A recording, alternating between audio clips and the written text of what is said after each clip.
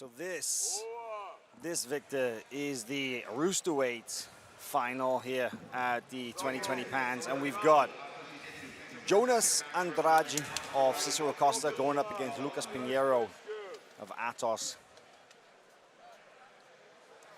Jonas Andrade actually fought his way into the later rounds, if not the finals. Actually, I need to double check, but the European Championships this year. Had a very close match, I believe, with Mikey Musumeci.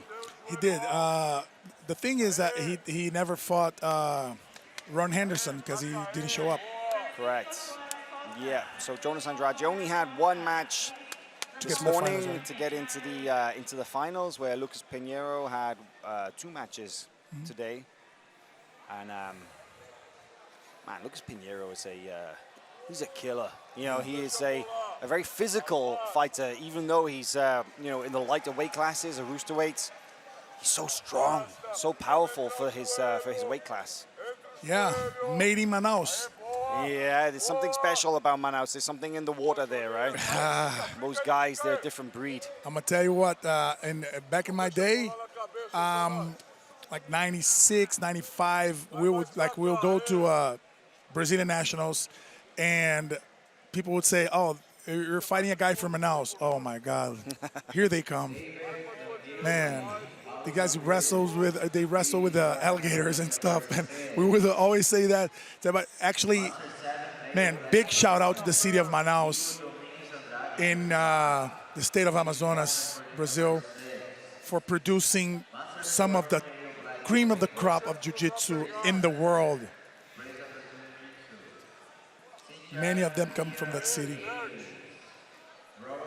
Yeah, I have to say there is. It's like a mystical place. It's a very exotic. Even in Brazil, Manaus is it's kind exactly of exotic. for us. Yeah, 100%.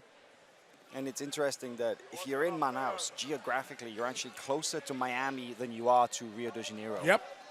Way closer.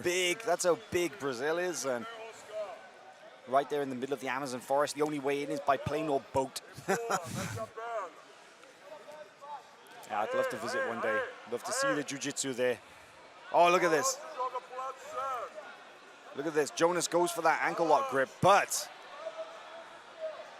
with his leg across on the outside, it gives the ability for Lucas to drop down, to get really close and to put some pressure on here.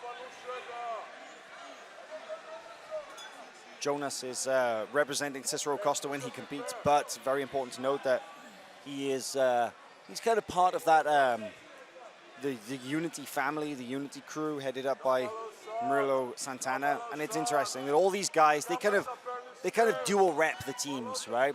The guys, they'll have Cicero Costa patches on and they'll have a Unity patch on. You know, they'll enter the tournament. Some of them will represent Unity, some of them will represent Cicero. You know, Murilo himself often represents Barboza when he competes. Exactly. He doesn't even represent his own team, Unity. Yeah. But that's how non-political, you know, his gym is there in New York. I saw Murilo yesterday, and I asked him, "Man, how are you feeling?" He said, "It's all good, but your ribs were." That's all good. That was it. He will not complain at all.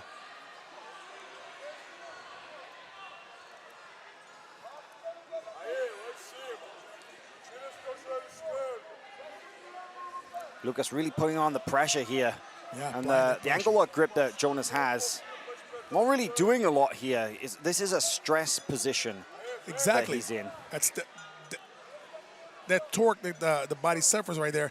And if Lucas make his grip a little tighter on the back of the neck, it's gonna get even worse because he's gonna be able to force the cross there.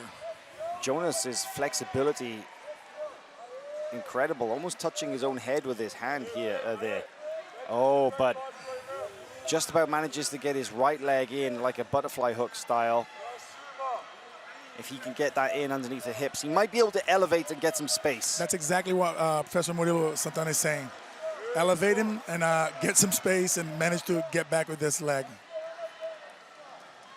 Yeah, for those of you who speak Portuguese, listening to Murilo Santana is incredible. The guy, his advice and his coaching is just always so spot on, right? Yeah, and his voice is perfect for that, right? Oh, you can always hear him. You can always hear him from yeah. the other side of the stadium.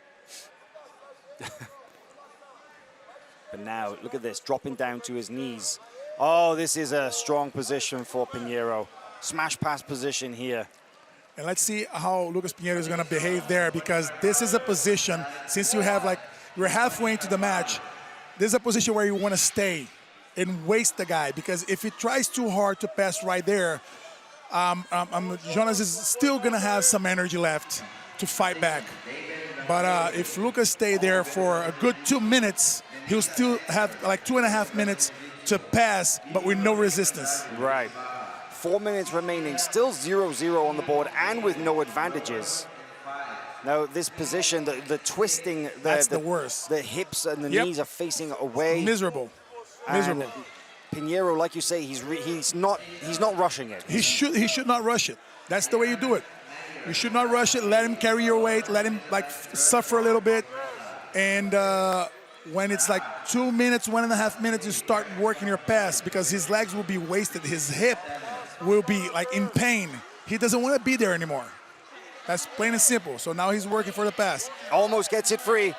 There it is. But he released the pressure, which is not good. But no, drives him back down. Driving 4. And into a very strong position.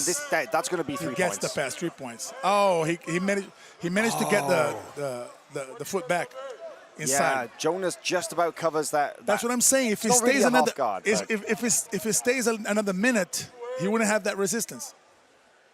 However, this time all he needs to do is kick the leg free. That's a lot easier to do.